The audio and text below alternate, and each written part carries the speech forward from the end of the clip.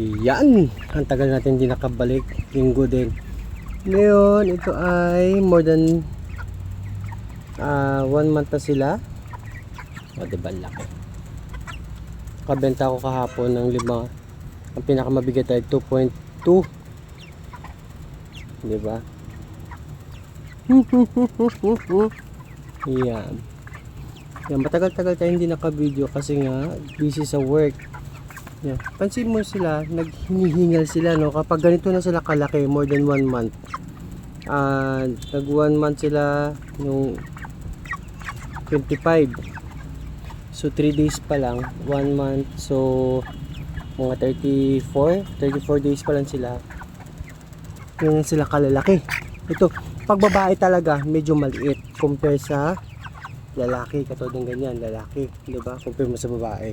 Although mataba din to, pero marami akong medyo maliliit sa gawa ng nagkamali ako ng feeds na binili. Hindi naman siya mali, hindi lang siya bago. Kasi nagbili agad ako ng isang sako ng feeds ng Bimeg. Yun nga lang, luma ang nabigay sa akin, kaya naapektuhan din sila sa paglaki. Ayaw kumain. At the same time, yun na, nagkakasakit nga. Unang linggo namatay ang kagad ako. So sumatotal 3 na yung namatay sa akin. At yung isa naman na may sakit na Corsa, sana ba yun siya? Nandito yun. Na-survive siya pero naapektuhan ng kanyang mata. Naapektado na. So ang laki, oh.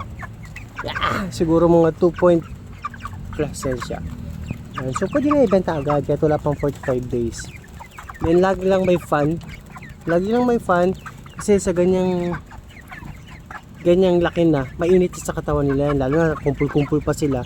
So yung nagawa kong kulungan nila ay dapat less than 50 lang. 250 sila nung binili ko, nasa 47 sila nga nakaraan. Yung ganyan sila siksikan at mainit. So 2 fan na nilagay ko. Sa gabi binubuksan ko na rin yung mga gilid. Binubuksan ko na yung mga gilid para sumingaw yung lamig, pumasok yung lamig. Tapos yan, kusot lang sa ilalim. Lagi ko lang tinatakpan yung mga bagong tae. Tapos ito pala yung nabili ko sa Shopee.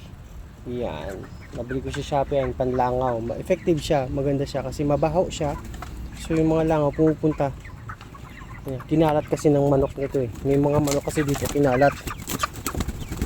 Nakakaayos ko lang, kinalat nila yung kainan kasi mga malalaglag na feeds. So silang kumakain. O yan, ganyan yung itsura niyan. So dalawa nilagay ko. Yan, nakita mo. Kalalagay ko lang, may langaw agad na patay. Effective siya kasi mabaho yan siya. Tapos na-attract yung langaw sa kanila. O hindi ba, laki oh. Wala pang 45 days yan. O yun, babae oh. Babae pero laki-laki. Ito. Tapos unli-feeding yan sila. Twice a day ako nagre-refill ng food nila kasi mabilis maubos. Katulad kanina umaga naglagay ako, ngayon naglagay na naman ako ng hapon mga bandang 2. Naglagay ako ng mga bandang 2. Yan siya. Yan, malambingan sila.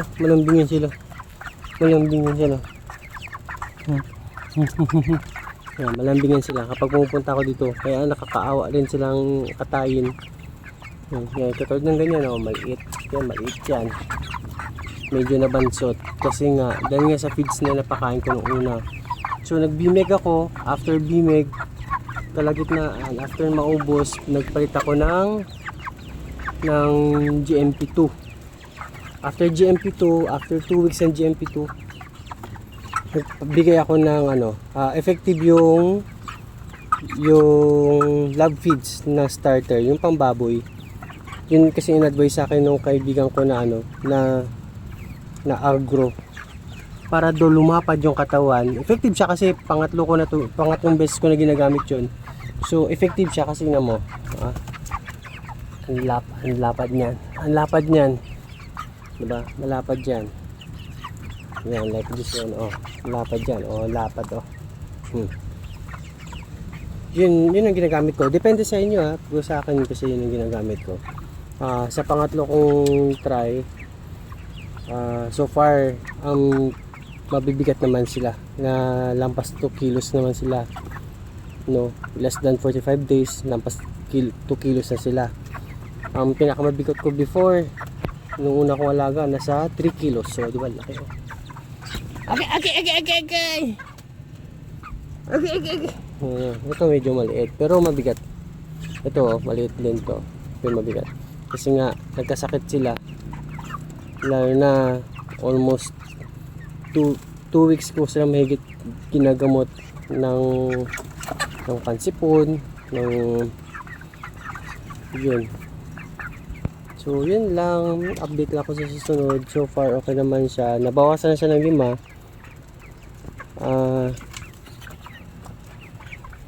Benta natin sila sa sunod na, although naghalaki na tayo. Yan, makalat lang sila, di ba? Kain lang sila ng kain. Tapos lagi mo silang bisitahin lang. O, di ba? Lapit na sila. O, ito isa, nakaabang na yan. Di ba? Tapos kakatayin mo lang. Di ba? Lagi silang hiningal, so dapat lagi may tubig. Every 12 hours palit ng tubig. Ngayon hindi na ako muna nagba-vitamins para malabas nila yung vitamins na iniinom nila before. Yan, tapos lagi lang may fun. Yan. Okay, bye-bye na. Bye-bye. Bye-bye. Bye-bye. Bye-bye.